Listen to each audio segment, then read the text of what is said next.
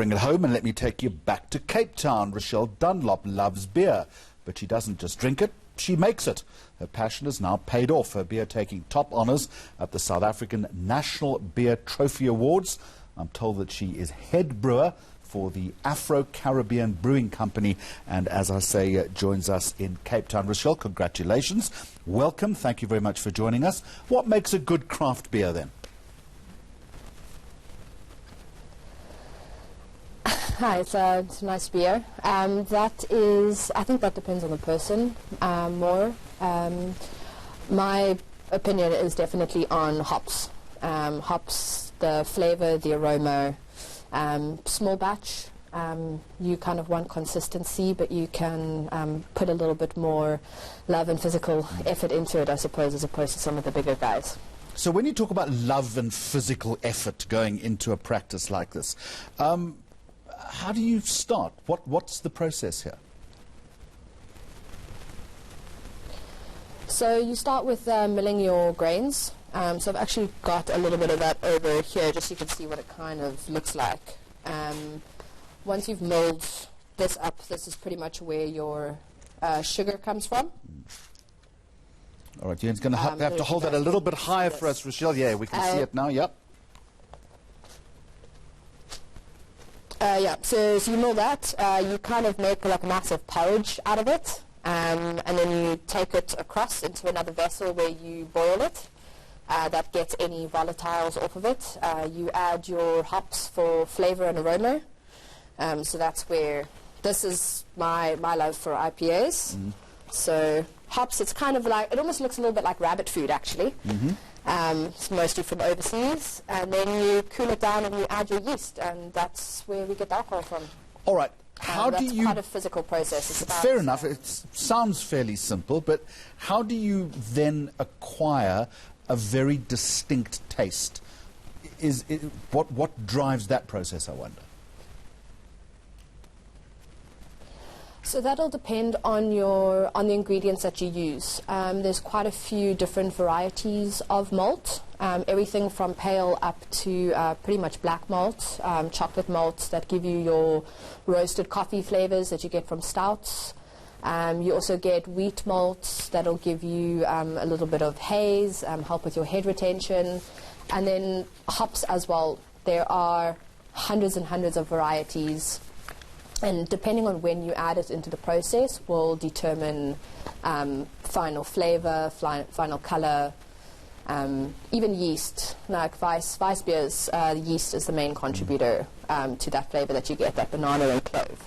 Rochelle, how did you get involved in this? What sparked depending on how you mix ingredients. What sparked your passion?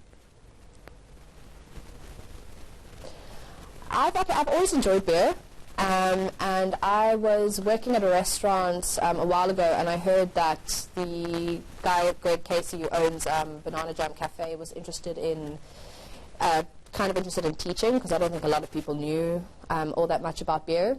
So I applied there as a waitress and asked if I could learn, and it really just grew. It grew from there.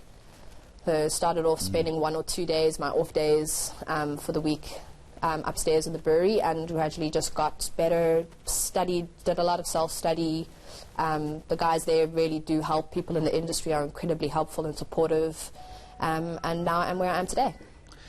Tell me, the first batch that you made, I presume that in this process to winning the prize, you would have made many mistakes. What was the first the first couple of batches like? Was it any good? Of this, for the beer that actually won, yeah, we were pretty happy with it from the beginning. Obviously, the more research you do, the more comfortable you become with the ingredients. You can kind of preempt what sort of flavors you're going to get.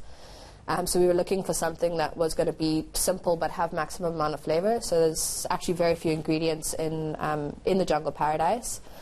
But I have, it is definitely trial and error on some of them. I've made some terrible beers with chlorophenols and all sorts of things that we eventually, it's a very sad day when you've got to toss 400 litres of beer down the drain. That's a very, very sad image you're painting. Rochelle, it's fair to say, I think, that you are working in a male-dominated industry. Are you seeing yourself as something of a pioneer? Are you changing things?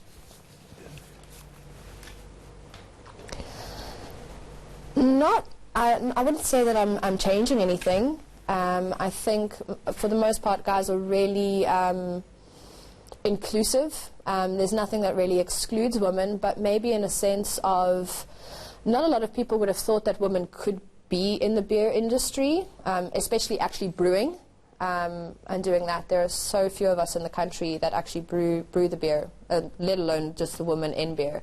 So I'm hoping that with, doing this and winning, that there's a few people who could potentially realize on a little bit earlier in life that it doesn't matter if it's a male-dominated industry; they can dominate. And this, of course, in a sector, absolutely right. And this, of course, in a sector that has huge economic potential in South Africa. If you look, for instance, at the craft beer market in the United States, making big inroads, and I think the same is starting to happen in this country. Rochelle Dunlop, thank you very much indeed for shedding some light on that. I appreciate you popping in today.